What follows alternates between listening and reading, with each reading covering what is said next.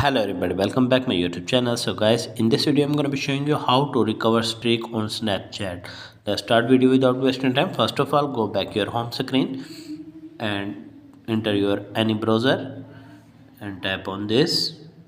After that, search for this Snapchat Sports and tap on this and type on this, and after that tap on contact us and type on I lost my snap streak.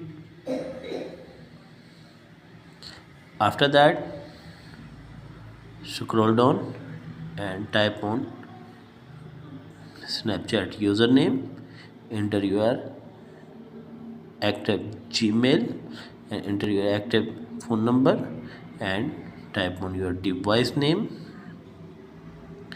and after that type on your issue. After that type on submit, and after 24 hours I hope your problem will be fixed. If the video is helpful, then like and subscribe my channel. Thanks for watching.